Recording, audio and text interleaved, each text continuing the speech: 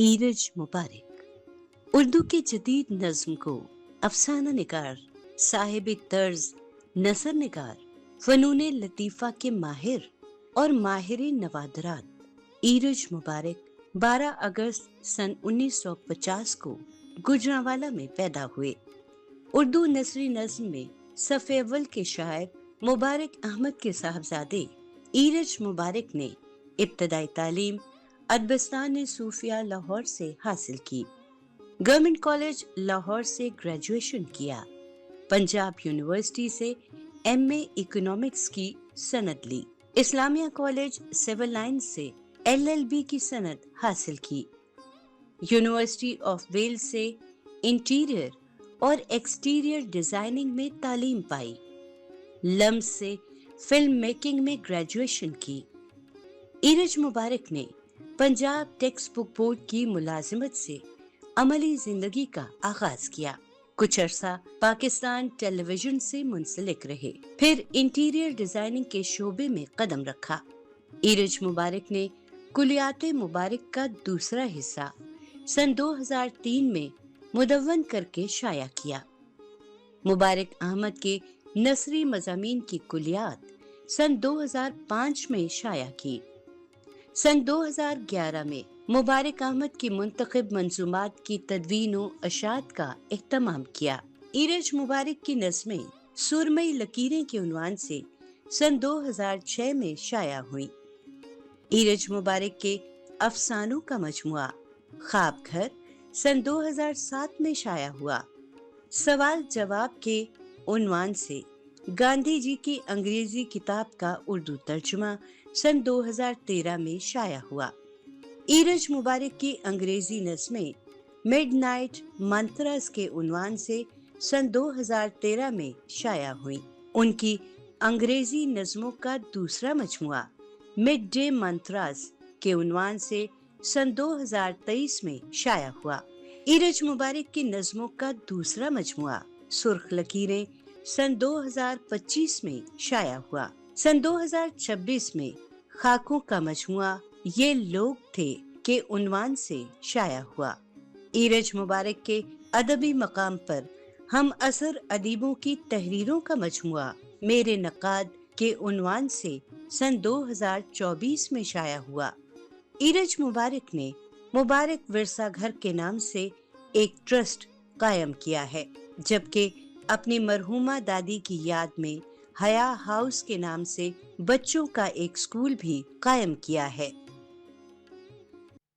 Pakistan television के programme Sadarang में मैं आपका मेज़बान वजाहत मसूद हाज़िर हूँ और हमने सदरंग के इस प्रोग्राम में 3 बरस में बिला मुबालगा सैकड़ों लाहौर के और पाकिस्तान के दीगर इलाकों के लालो गौहर से आपकी मुलाकात कराई है, लेकिन आज ये एक ख़ुसूसी प्रोग्राम है। आज हम आपकी मुलाकात किसी शख्स से नहीं, एक अहद से करवाने जा रहे हैं। मोहतरम जनाब ईरज मुबारक साहब, पाकिस्तान ख़ास तौर से लाहौर की 7 दिहाइयों के तहज़ीबी, तमदनी और अदबी मंज़र के ऐनी गवाह हैं। मेरे पास एक तवील फ़हरिस्त है उन हस्तियों की जिनसे ईरज मुबारक को शर्फ़ मुलाकात रहा है, दोस्तियाँ रही हैं, ताल्लुक़ रहा है और हम इनसे इनकी मदद से उस लाहौर को नए सिरे से दरियाफ़्त करना चाहेंगे जो अब शायद मौजूद नहीं है और शायद हमारे आने वाले उसको देख नहीं पाए। हम इनकी ईरज मुबारक साहब की आँखों से उसको दस्तावेज़ करना चाहेंगे। ये हो सकता है ये मकालमा जो है ये एक मुलाकात में मुकम्मल नहीं हो पाए, तो हम 2 या 3 मुलाकातों में इसको देखें और फिर आखिर में हम एक नशस्त जो है वो ईरज मुबारक साहब की शायरी अंग्रेज़ी में, उर्दू में शायरी भी करते हैं, फ़िक्शन भी लिखते हैं, उस पर भी बात होगी। ईरज भाई आदाब।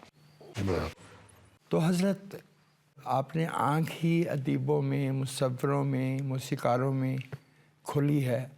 आप लाहौर की तहज़ीबी ज़िंदगी के क्रॉनिकलर हैं। आप चलती फिरती दस्तावेज हैं, आप चलता फिरता इंसाइक्लोपीडिया है, तो इस ज़मन में आपकी याददाश्त से और आपके मुशाहिदात से कुछ फ़ायदा उठाना चाहेंगे। ज़रूर। सबसे पहला नाम जो हमारे सामने आता है वो उस बुज़ुर्ग का है जो 1927-25 से लेके 1978 की फरवरी तक लाहौर के मंजर पे एक बाप की तरह, एक बुज़ुर्ग की तरह जाने जाते थे। उनका इसमें ग्रामी सूफ़ी तबस्सुम था। 1899 उनकी तारीख़ पैदाइश थी। बताइए कि आपको कैसे शरफ़ मुलाकात हुआ सूफ़ी तबस्सुम साहब से? देखो, वालिद का नाम मेरे मुबारक अहमद है, तो उनके सभी दोस्तों के साथ मेरी दोस्ती रही। उसकी बुनियादी वजह यह है कि मुबारक अहमद मेरे पहले दोस्त थे। सही। तो मुझे हमेशा लोग, जगहें किसी ख़ास वाक़े की वजह से, एक जुमले की वजह से भी याद आ जाते। राइट। वो अब्बा ने कहीं ज़िक्र किया सूफ़ी साहब से कि मेरा बच्चा जो है वो आप एक लफ्ज़ कहें उस पर कहानी कह देता है। तो एक दिन सूफ़ी साहब हमारे घर आ गए और मैं उस वक्त क्वींस रोड वाले घर पे, टेम्पल रोड वाले घर, टेम्पल रोड वाले घर पे जी। तो मैं खेल रहा था, मुझे बुलाया गया, मैं अंदर गया और उन्होंने कहा कि तुम कहानी जो है वो लिख लेते हो। तो मैं कहा हाँ जी, बहुत नॉन सीरियस एटीट्यूड से। तो उन्होंने वो देखा बाहिनी तरफ, तो सामने हमारे घर के साथ जो है वो पार्टीशन में आने वालों के लिए क्वार्टर्स बने हुए थे, उस पर एक पर्दा लटक रहा था। तो वो उन्होंने कहा पर्दे पे कहानी लिखो।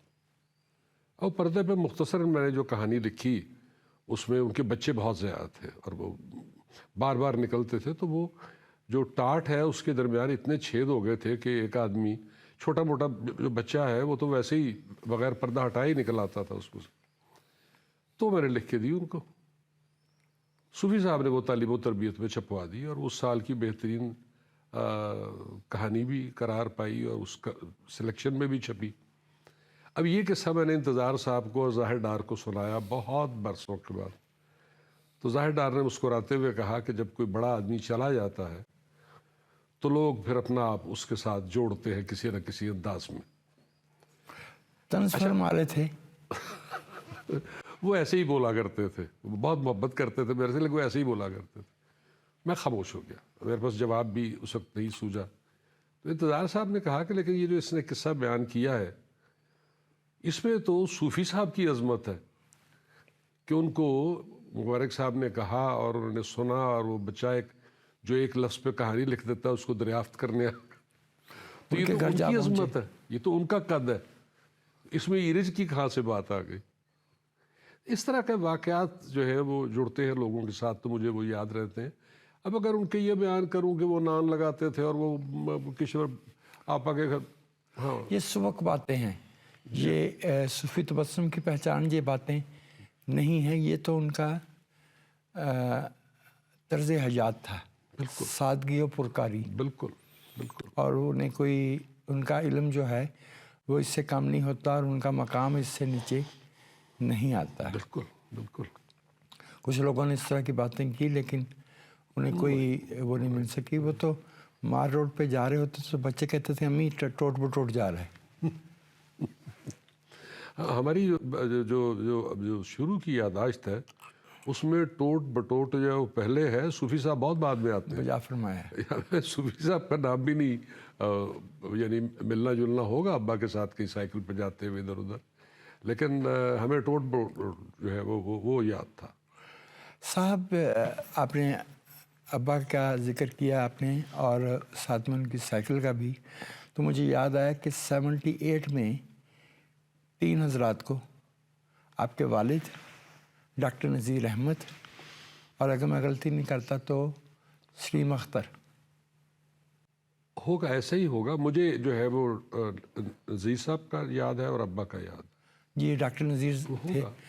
और ये जो आपके वालिद ने कहा कि मैं गैर जमहूरी सदर से इनाम नहीं लूँगा, बावजूद इसके कि उनका अदब जो है उसमें इसकी झलक कम मिलती है, लेकिन इसका मतलब ये तो है कि उनके अंदर एक करक्स, एक बहुत अंदर जाके एक तह जो है ज़ात की, वो गहरे तौर पे सियासी शऊर रखती थी।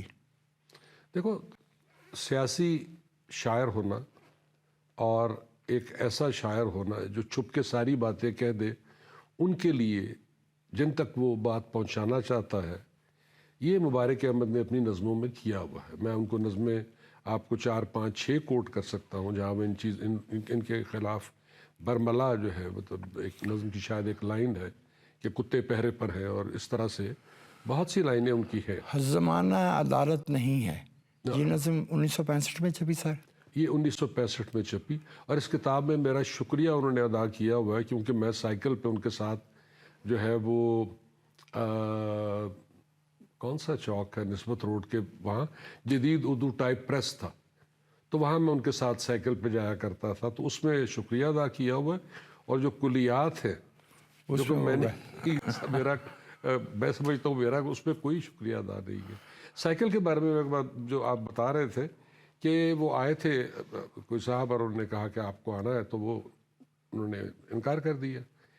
اب وہ دوسری بار آئے تو جو صاحب آئے تھے وہ ان سے بڑے آفیسر تھے، تو ابا اندر آئے اور اماں ہماری کو تو ظاہر ہے خوف گھیر لیتا تھا ایسے موقع پہ، تو انہوں نے آ کے عابد حسن منٹو صاحب کو فون کیا اور انہوں نے کہا کہ میں کیا کروں. انہوں نے کہا جو آپ کا دل میں آتا ہے وہ لکھ دے، میں سنبھال لوں گا.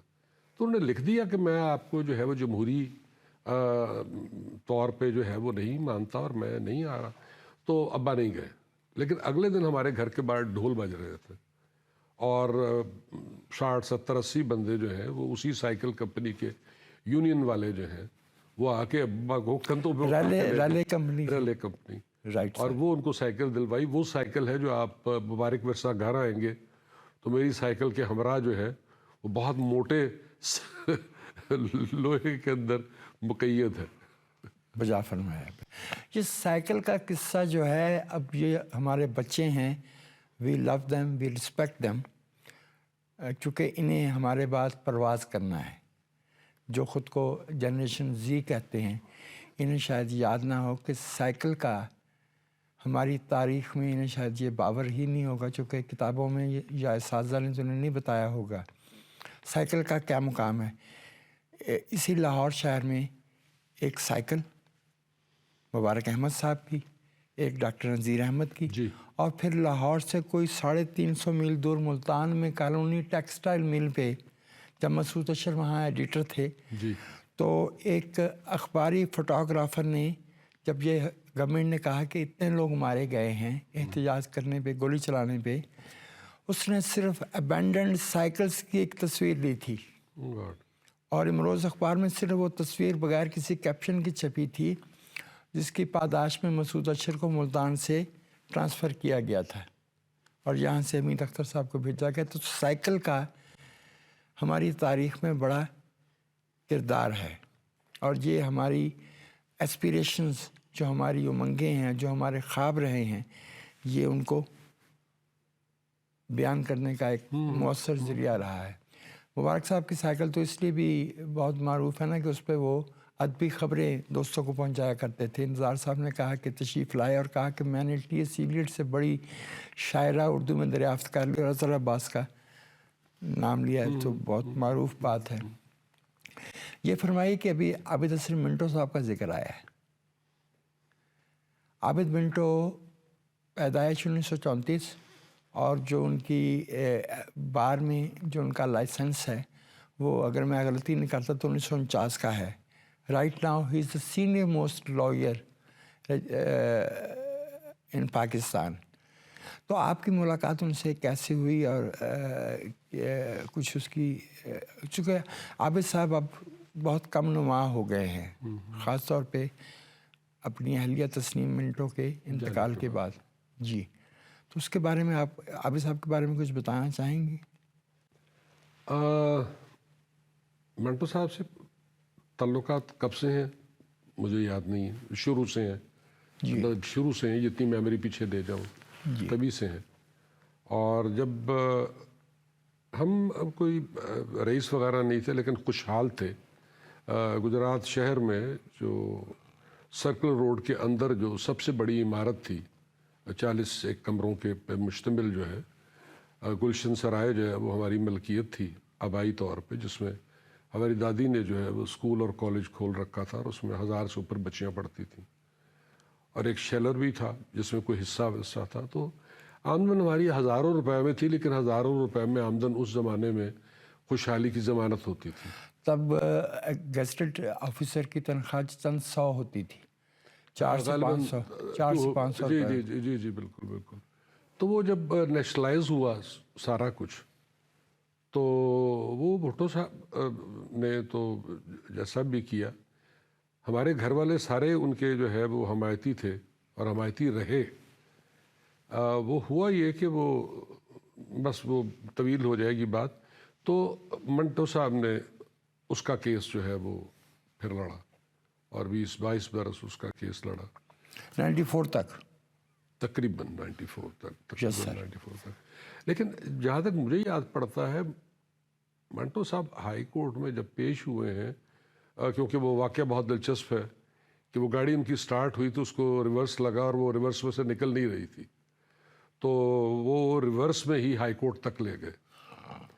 یہ جب ابھی ان کی یادوں پہ مبنی کتاب ایک آئی ہے تو میں ان سے گلہ کر رہا تھا, میں نے کہا یہ واقعہ تو مجھے لکھنا تھا. پون صدی کا قصہ. پون صدی کا قصہ. یس سر. میں نے کہا یہ تو مجھے لکھنا تھا, یہ آپ نے جو ہے وہ میرے سے, اور میں نے کتاب میں اور بھی 2-3 واقعات بتایا کہ یہ تو مجھے لکھنے تھے. میری کتاب جو ہے یہ سرمئی لکیریں جو ہے, اس کے دیباچے میں انہوں نے لکھا ہے کہ میں ایک طرح سے ان کا خاندانی وکیل ہوں, کیونکہ میری بھی انہوں نے 1-2 بار ضمانت کروائی ہے. وہ میں نے LLB کیا تھا, لیکن مجھے وہی 2 دفعات آتی جو مجھ پہ لگی. ایک تو وہ پارٹی ہاؤس کے سلسلے میں لگ گئی تھی, کوئی ڈیفیمیشن کیس ہو گیا تھا 2 کروڑ کا, اور ایک اور انہوں نے کیا, تو وہ انہوں نے نپٹایا. تو ایک طرح سے خاندانی طور پہ, یعنی بغیر فیس کے اور بغیر کسی اس کے جو ہے وہ بہت پیارے آدمی. میں نے اپنی کتاب بھی ابھی جو یہ سب لوگ ہیں یہ لوگ تھے, یہ کتاب جو ہے یہ اس کا افتتاح میں نے ان کے گھر پہ جا کے ان کے کمرے میں ہی کیا. صحیح, کیونکہ وہ ویل چیئر پہ ہیں. ویل چیئر پہ ہیں. لیکن اس پہ کوئی شبہ نہیں کہ منٹو صاحب جو ہے وہ لاہور کی, اگر لاہور کو ایک پورے طور پہ ایک سیاسی جست کے طور پہ, ایک باڈی پولیٹک کے طور پہ دیکھا جائے تو اس میں دھڑکن جو ہے وہ منٹو صاحب کی تھرو آؤٹ دس 77 ایئرس رہی ہے. یہ فرمائیے کہ ابھی سائیکلوں کا ذکر ہو رہا تھا, ایک موٹر سائیکل لاہور میں بہت جانی جاتی تھی, DIG نبلٹ. Oh yes. Kindly let us know about that wonderful gentleman who was an Anglo-Indian and a father to the all misguided youngsters in Lahore. Please do. نبلٹ 3-4 افراد ہیں اس ایج بریکٹ میں جن کو میں انکل کہتا ہوں. جی ہاں, مطلب نبلٹ کو میں ہمیشہ نبلٹ انکل کہوں گا. انتظار صاحب کو ہمیشہ انتظار بھائی کہا ہے, منیر نیازی کو بھی دوست بھائی, حالانکہ یہ لوگ جو ہے باقی شادی میں شامل تھے. نبلٹ صاحب کی جو پوسٹنگ تھی وہ سارجنٹ ہوئی تھی, کب ہوئی تھی یاد نہیں مجھے, میری پیدائش سے پہلے کی بات ہے, اور ان کو سول لائنز میں 2 کمرے اوپر ملے تھے. وہ جب ریٹائر ہوئے تو انہی 2 کمروں سے ریٹائر ہوئے تھے, اور ان کا بیٹا میرا یار لیری. تو وہ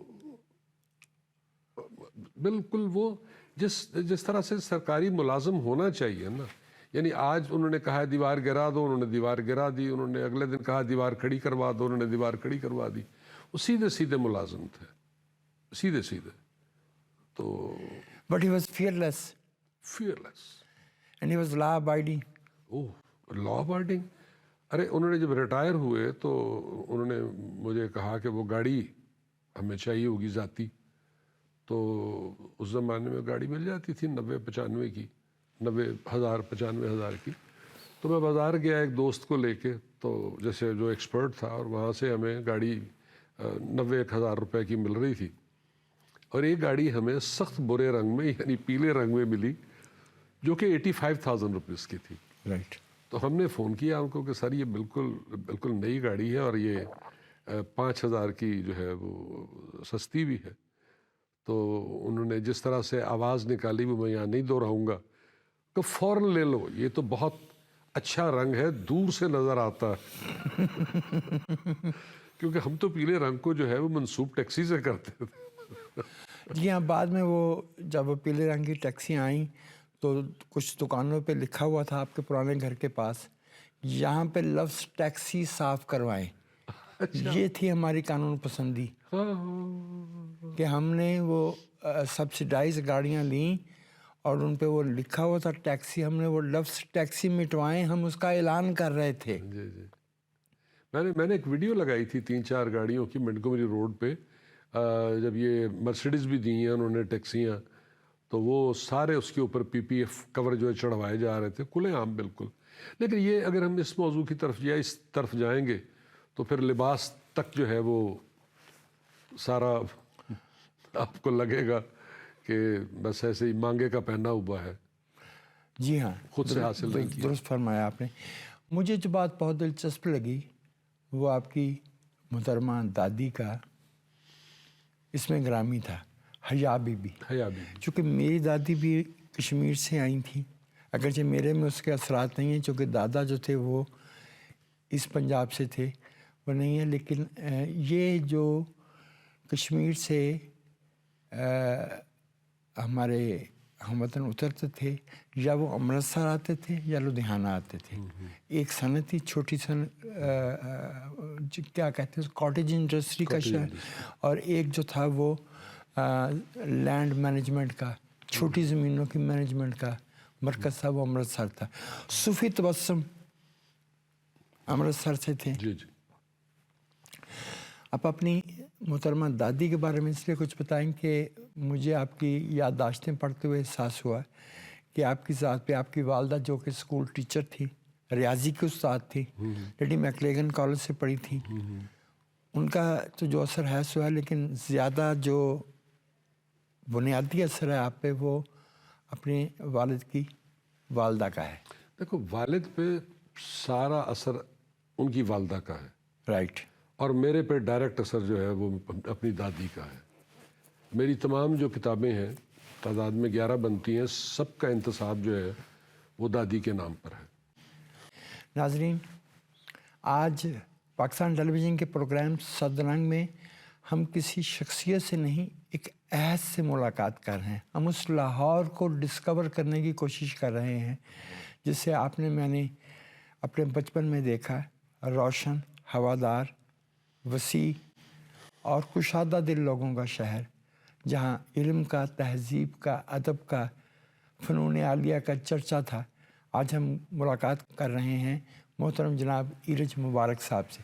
ایک وقفے کے بعد دوبارہ حاضر ہوتے ہیں، ہمارے ساتھ رہیے گا.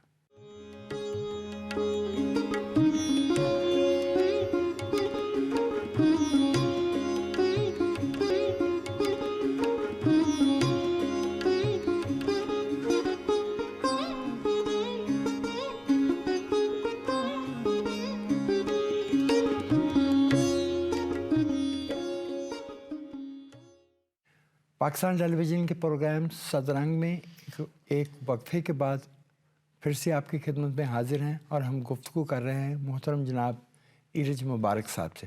ایرج بھائی، آپ اپنی محترمہ دادی کے بارے میں کچھ بتا رہے تھے اور آپ نے آخری جملہ یہ تھا کہ آپ نے اپنی 11 کی 11 کتابیں اپنی گرینڈ مدر کے نام ڈیڈیکیٹ کی ہیں، معنون کی ہیں. جی. مجھے زندگی میں اگر زیادتی ہو جائے گی کچھ لوگوں کے ساتھ، عشق مجھے جو ہے وہ اپنی دادی سے ہے. مجھے اس کے علاوہ کسی سے عشق نہیں ہے. ابا سے محبت ہے، دادی سے عشق اس حد تک ہے کہ موت ہے. یعنی آخری جو ایک آتی ہے سٹیج کہ جہاں آپ ہم ہو جاتے ہو. میری دادی جب چلی گئیں تو میں پہنچا گھر تو میں نے ان کا سر جو ہے وہ اپنے وہ رکھا اور میں ان کو دلاسا دیتا رہا کہ کچھ نہیں ہے. میں 1990 جی. تو وہاں ایک خاتون نے مجھے کہا کہ یہ اب پرائی ہیں اور یہ نامحرم کا رشتہ ہے. ایسا کچھ کہتے ہیں لیکن وہ بہت تکلیف سے ہوتا ہے یہ سننا بھی، سننے میں. تو اس میں because they don't understand the nitty-gritty of the relationship.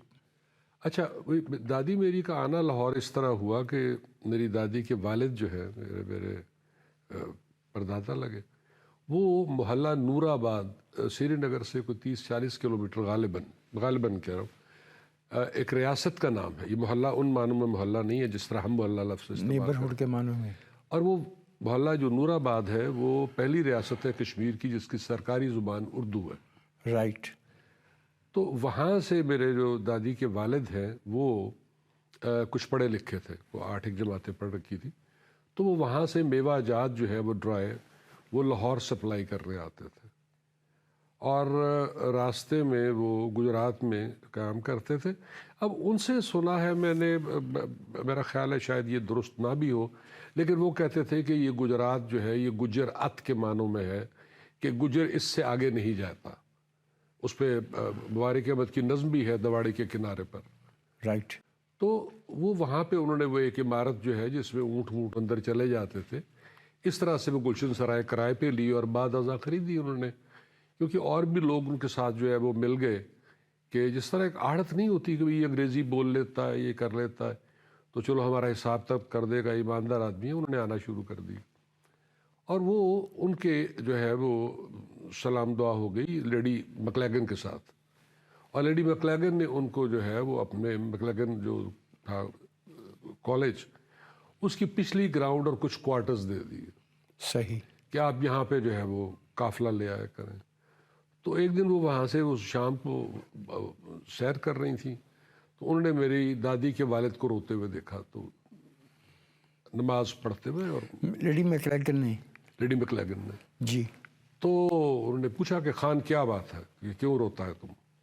تو انہوں نے بتایا کہ میرے بہت خوبصورت بچے پیدا ہوتے ہیں اور پھر ایک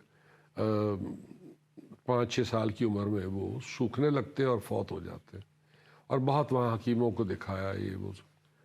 تو اب میں جب نکل رہا تھا تو میری بیوی نے مجھے کہا کہ حیا بی بی جو ہے وہ بھی سوکھ رہی ہے، تو تم جلدی آ جانا. جو ان کی صاحبزادی تھی اور آپ کی دادی تھی. جی جی. تو وہ لیڈی مکلیگن نے ان سے کہا کہ تم خان یہ سامان یہیں چھوڑو اور جاؤ جا کے اس کو لے کر آؤ. سو وہ جا کے ان کو لے کر آئے، انہوں نے دکھایا تو وہ تشخیص ہوئی، اور انہوں نے کہا کہ اس بچی کو اب 5-6 سال یہاں رہنا پڑے گا. تو ان کے والد نے کہا کہ بالکل ٹھیک ہے آپ رکھیں ان کو. تو اس طرح سے وہ تعلیم میں آئیں، اور اس کے کوئی 4-5 ماہ کے بعد ان کی والدہ ان کو ملنے آئیں. تو محاورہ تھا جا رہی تھی یہ راوی، نہ کوئی آوی نہ کوئی جاوی. یس سر. تو وہ آئی. اب میری جو دادی کی والدہ تھیں وہ گجرات شہر میں جب آتی تھیں اپنے میاں کے ساتھ، تو وہاں اپنا قیام جو ان کا ہوتا تھا 15-20-25 دن کا، وہ قرآن پاک کی تعلیم دیا کرتی تھی تمام. تو ان کو بہت استانی جی، اور وہی لقب میری دادی کو بھی بعد میں ملا. تو وہ پھر اس طرح دادی یہاں پر آ گئی اور وہ لیڈی مکلیگن میں پڑھنے لگ گئیں. یہیں سے ان کی تعلیم ہوئی. پھر اس کے بعد وہ جو آپ کرتے ہیں ایف اے کرنے کے بعد کوئی تعلیم دینے کے لیے کوئی ڈگری ہوا کرتی جونیئر ورنیکولر ہوتی تھی. ہاں کچھ ہوتا. ہاں. اور اس کے بعد انہوں نے نارمل اسکول ہوتا تھا. ہاں اس کے بعد انہوں نے اور بھی تعلیم حاصل کی. ان کی پوسٹنگ گجرات شہر میں اسی دن ہوئی جس دن ماجد خان کے ابا ڈاکٹر جہانگیر کی پوسٹنگ گجرات میں ہوئی. ان کی ذمہ دارہ کالج میں ہوئی، اور دادی کی پوسٹنگ جو ہے وہ گورنمنٹ کے اسکول میں ریاضی کے استاد کے طور پہ ہوئی. ہاں وہ بات یہ ہے کہ ان کا نام حیا بی بی تھا، لیکن ان کو جو ان کی جو ٹیچرز تھیں وہ بیبی کہہ کے بلاتی تھیں. تو وہ میری دادی کی والدہ تھیں، وہ جب یہاں ان کو ملنے آئیں تو وہ کہ ہوئیں، اور انہوں نے کہا تم یہ اتنے مہینوں میں انگریز ہو گئی ہو کہ بیبی ہو. آپ کی والدہ بھی تو استاد رہیں؟ جی جی سارے. آن اے لائٹر نوٹ، چونکہ یہ جو احباب تھے صاحبان علم و ادب، میں تو ڈاکٹر جہانگیر کو بھی تہذیب کا، تمدن کا بڑا نشان سمجھتا ہوں. وہ بہت ہی مہذب انسان تھے. ایک ان کو ایسا دکھا، اور ایک عبدالحفیظ کاردار کو جہاں بیٹھے ہیں وہ جگہ جو ہے. اچھا ماتا تو اس زمانے میں کیمرے کم ہوتے تھے جی، لیکن اتفاق سے میری تصاویر ہے ان لوگوں کے ساتھ. اور میری دادی بہت اچھی فوٹوگرافر تھیں، اور میرے پاس جو کہنے میں کیا برائی ہے، اگر ہزاروں تصاویر ہیں میرے پاس تو وہ دادی کی کھینچی ہوئی ہیں. وہ تو فخر سے کہتی تھیں کہ میں ایک ہاتھ سے تصویر اتار سکتی ہوں، کیونکہ ہاتھ ذرا سا کام جائے تو کیمرہ اتنا سلو ہوتا تھا کہ کہ اس میں وہ Blur بلرنس جائے جائے. آن اے لائٹر نوٹ، جب آپ کے والد کی شادی ہوئی تو لاہور میں 2 ادیب یا شاعر ایسے تھے جو چٹکی بجانے میں مادہ تاریخ نکال دیتے تھے. ایک حفیظ ہوشیارپوری اور ایک انجم رومانی. انجم رومانی صاحب. حفیظ ہوشیارپوری نے تو شوکت تھانوی صاحب کی دوسری شادی کا مادہ تاریخ نکالا تھا. انجم رومانی نے آپ کے والد کا. اگر آپ کو یاد ہو تو عنایت کیجیے. نہیں وہ تو وہ نکالا تھا، لیکن ابا تو شادی بالکل نہیں کرنا چاہتے تھے. اب انہوں نے جا کے اپنی اماں سے کہا کہ میں شادی نہیں کرنا چاہتا، میں شاعری کر رہا ہوں. اور وہ ان کے لیے بہت بڑی بات تھی کہ میں سائیکل پہ منٹو کے گھر جاتا ہوں اور منٹو کو دعوت نامہ دے کر آتا ہوں ہلکے کیا ماہانہ، اور میں فلاں کو جانتا ہوں. یہ ان کے لیے بہت بڑے لوگ تھے. میں نے ان کو کیونکہ اپنے گھر میں سب کو دیکھا، انتظار حسین کو، منیر نیازی کو، منٹو صاحب کو بچپن سے دیکھا، تو مجھے یہ عظیم تو لگتے تھے، لیکن مطلب یعنی اس طرح سے میں پرستش کا شاید قائل نہیں تھا. تو وہ بھول گیا آپ کو جو انجم صاحب نے؟ ہاں نہیں، لیکن ابا جو ہے وہ شادی میں انٹرسٹڈ نہیں تھے کہ مجھے شاعری کرنی ہے، ادب کی خدمت کرنی ہے. تو دادی نے کہا کہ اب تم میرے اکلوتے بیٹے ہو اور میں نے جو ہے وہ تمہاری شادی کرنی ہے. تو انہوں نے کہا میں تو اتنا کماتا نہیں ہوں. سو میری دادی نے ہاں یہ واقعہ پتہ نہیں آج کے دور میں کوئی یہ واقعہ کر سکتا ہے. ہماری جو گجرات میں جو جگہ تھی وہ 3 تختوں پر مشتمل تھی، 3 باغ بھی تھے اس میں، اور یہ شہر کا حصہ تھی اندرون. تو میری دادی نے ان 3 تختوں میں سے ایک تختہ اپنی ہونے والی بہو کے نام کیا. میں کانپتا ہوں یہ سوچ کے. اور 2 تختے جو اپنے بیٹے کے نام کیے کہ اب جو اسکول ہے یہاں پہ یہ اب کرائے پر ہے، یہ تمہاری ملکیت ہے، اور تمہیں اتنے 100 کرایہ ملا کرے گا تو تم شادی جو ہے وہ کر لو. یعنی ظاہر ہے شادی کے طے ہونے کے بعد یہ سارا کچھ کیا. مجھے نہیں سمجھ آتی کہ کون عورت جو ہے وہ اس مقام پہ آج میں اپنے آس پاس دیکھوں تو اپنے آنے والی بہو کو جو ہے ایک حصہ جائیداد کا جو ہے وہ اس کے نام کر دے. اور یہ جو مکان ہے ہمارا، یہ اس کے چاروں اطراف گلیاں لگتی تھیں، اور چاروں اطراف گلیاں جو لگتی تھیں ان میں 2-2 3-3 4-4 مرلے کے مکان بھی ہوتے تھے. اور ایسا اچھا آدمی ان جگہوں میں رہتا تھا. میں کوئی تحقیر سے وہ نہیں یہ بات کر رہا. یہ اتفاقاً ہے کہ ان کے والد نے ان کو وہ مکان جو ہے وہ ورثے میں دیا، اور انہوں نے اسکول کالج، اور جب یہ نیشنلائز ہوا ہے تو بہت سے لوگوں نے کہا کہ ایک کرائے کی کوٹھی لے کے اس کو شفٹ کر دیں. جی اسکول کو. انہوں نے کہا میں نے ساری زندگی کی میری محنت کا یہ سارا یہ ہے، یہ میں کہ کیوں کر دوں، جاتا ہے جائے بالکل. اور پھر ہم نے وہ وقت بھی دیکھا کہ جس حصے میں ہماری رہائش تھی، آپ گجرات گئے ہوئے ہمارے گھر شاید؟ جی ہاں. آپ گئے ہوئے؟ اچھا. تو جس حصے میں تصاویر بھی ہیں میرے پاس. تصاویر بھی ہیں. تو وہ جس حصے میں ہمارا گھر تھا اس کے باہر ایک تختی لگی ہوئی جس پہ لکھا ہوا تھا رہائش پرنسپل صاحبہ. رائٹ. وہ اس لیے ان سے لے لی گئی کہ یہ پرنسپل کی رہائش ہے، اب آپ اس کی مالک نہیں ہیں. نیشنلائزیشن. جی جی. لیکن اس کے باوجود آپ کے والد اور آپ کا گھرانہ جو ہے وہ جمہوری اقدار کے ساتھ جڑا رہا. وہ بالکل ایسا کم ہوتا ہے کہ کوئی اپنے والد کے دوستوں کو میراث سمجھ کے، اثاثہ سمجھ کے سمیٹے اور گلدستے کی طرح سے ساتھ لے کے چلے. آپ کے والد محترم کا انتقال اگر میں غلطی نہیں کرتا تو 2004 میں ہوا. 1 میں سپٹمبر تھا 2001 کا فرما رہے ہیں. میرا خیال ہے، میرا خیال تھا 2004. میں غلط ہو سکتا ہوں، یقیناً آپ کے لیے یہ زیادہ اہم واقعہ تھا. میں ایسا ہوں کہ اس دن کا پورا واقعہ ایک چیز آپ کو بتا سکتا ہوں. تاریخیں اور نام وہ میں ظاہر ڈار کی طرح پبلشر اور کتنے آنے میں خریدی تھی وہ مجھے بالکل نہیں یاد رہتا. بہت برا ہو اس میں. آپ نے اپنے ابا کے سبھی دوستوں کو جو حیات تھے بعد ازاں ان کے، انتظار حسین، خالد احمد جو مجھے یاد آتا ہے، مسعود اشرف، اکرام اللہ، منیر نیازی، اصغر ندیم سید، ان کی اہلیہ شیبہ، گلنار، عبداللہ، ان سب کو جو پہلے ٹیپر روڈ پہ، پھر نیرنگ میں، اب بالآخر ڈیفینس میں اپنے گھر میں باقاعدگی سے بلانا، ایک خاص دن اور ان کی توازے کرنا اور ان سے انڈیا سے شبیم حنفی تشریف لاتے تھے جو بھی میرے ذہن میں آ رہے ہیں. اور حلقہ ارباب فنون لطیفہ یہ 74 میں شروع ہوا. 74 میں 74 ایگزیکٹلی. اس کی وجہ یہ تھی کہ ابا سمجھتے تھے کہ حلقہ ارباب ذوق میں جو شخص بھی اپنی چیز پیش کرتا ہے وہ اس پہ خود سے گفتگو نہیں کر سکتا، اور دوسرا ان دنوں میں وہاں پہ کتابوں کی کوئی مطلب رونمائی وغیرہ کی تقریب نہیں ہوتی تھی. تو یہ انہوں نے حلقہ بنایا ہے، اور اس میں جو ہے گلیاں دھوپ دروازے جو ہے کشور ناہید کی، اب میں امید کرتا ہوں میں نام صحیح لے رہا ہوں، وہ تقریب پہلی تقریب تھی. اس کی تصاویر میں آپ کو ضرور دکھاؤں گا. اور وہ اب تک حلقہ اس کو 50 برس سے اوپر ہو گئے.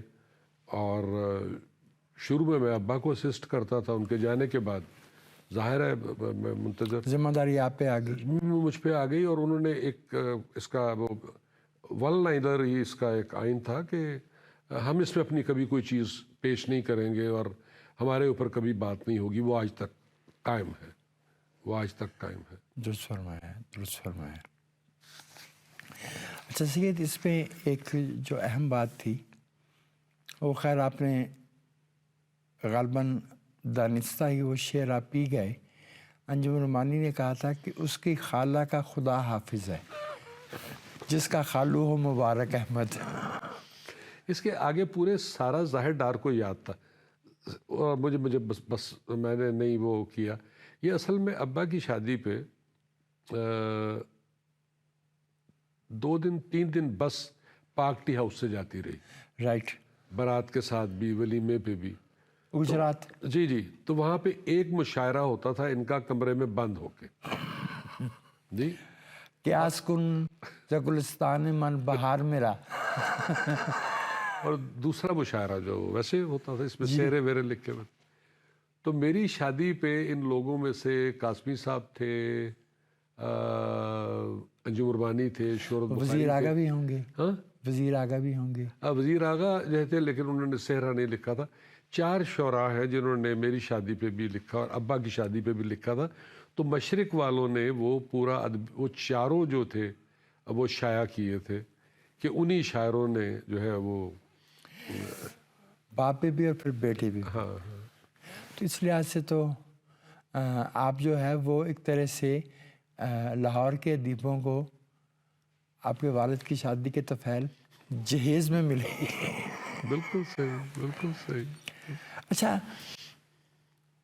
وہ ایسا وقت تھا جس میں فنون کی لکیر زیادہ واضح نہیں تھی. مصور آ کے ادیبوں اور شاعروں کے ساتھ بیٹھ رہے ہیں، موسیقار جو ہے وہ موسیقی کا گیان بانٹ رہے ہیں. محترمہ روشن آرا بیگم سے بھی آپ کو ملاقات کا اتفاق رہا.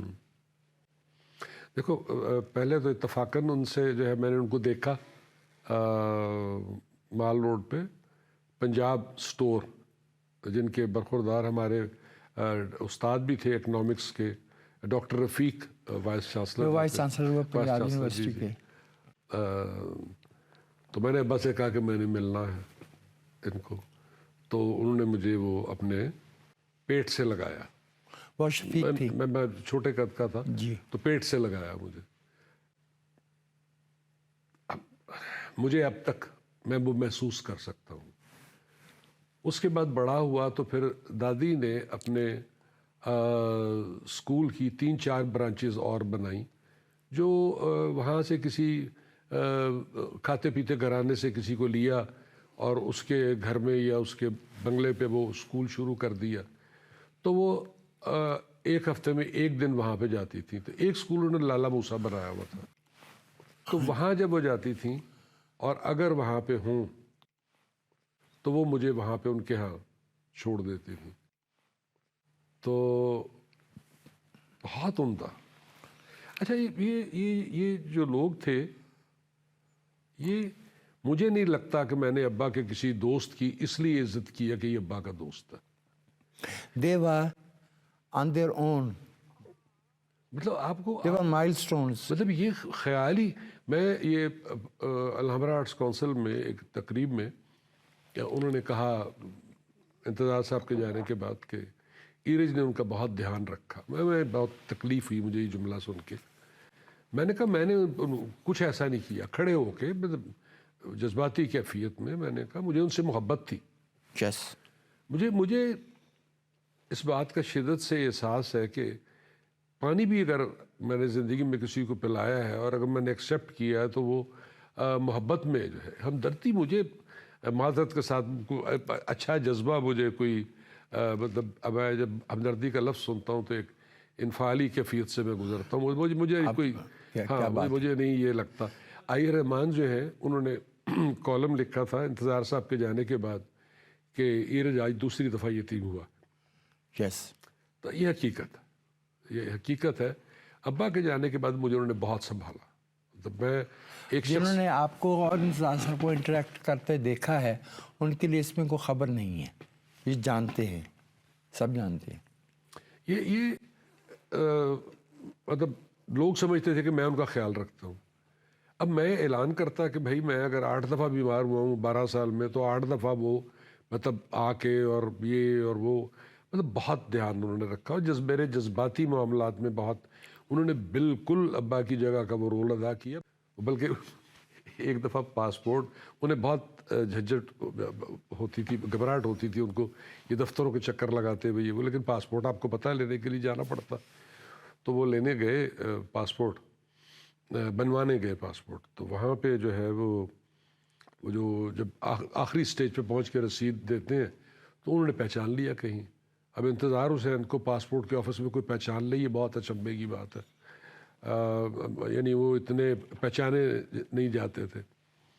تو خود انہوں نے ہمارے کہا سے کہ بہت دور تھے. انہوں نے کہا کہ آپ دوبارہ نہ آئیے گا لینے, آپ اپنے برخوردار کو بھیج دیے گا. تو انہوں نے کہا وہ یہ کچھ لکھ کے دوں اس کو. انہوں نے کہا میں کاغذ دیتا ہوں اس پہ لکھ دیں. تو اس پہ انہوں نے لکھا کہ ایرج مبارک جو ہے وہ میرا برخوردار ہے اور یہ اس طرح کا لفظ لکھا. اور یہ ایک تکلیف دہ بات یاد آ گئی. تکلیف دہ بات یوں یاد آئی کہ یہ انتظار حسین جو ہے وہ جب آپ کو یاد ہے یہ نامینیٹ ہوئے تھے ایک فرانس میں تو مل گیا تھا وہ انگلینڈ میں. نہیں وہ بوکر پرائز کے لیے. بوکر پرائز کے لیے جی. غالباً 2015 یا 14 تھا. جی ایسا ہی ہے. جی. تو جب یہ میں ضرور یہ بات کرنی چاہوں گا پلیز. تو یہ جب واپس آئے تو مجھے علم تھا, روز میری بات ہوتی تھی. جی. روز میری بات ہوتی تھی. تو جس دن انہوں نے آنا تھا تو میں نے پوچھا کہ میں لینے آؤں ایئرپورٹ پہ, کہ نہیں وہ ڈرائیور کو کہا ہے وہ آئے گا لے جائے گا. اب وہ فلائٹ کافی لیٹ تھی. اب میں نے وہ دیکھا تو جو ہمارا سرحد کے پار جو ان کا ایک دوسرا آدمی وہ بھی رہ گیا تھا, اس کو بھی نہیں ملا تھا رائٹر کو, تو اس کو بہت لوگ لینے آئے ہوئے تھے. جی ہاں. تو میں نے سوچا کہ یار یہ مجھے تو جانا چاہیے انتظار صاحب وہ کو لینے. کنڑ زبان کے ادیب تھے اور ان کے ساتھ چھوٹی چھوٹی بیئرڈ تھی. جی ان کی تصاویر بھی ہیں. جی بالکل. ارے میں انتظار حسین کو جب لینے گیا تو کوئی آدمی نہیں.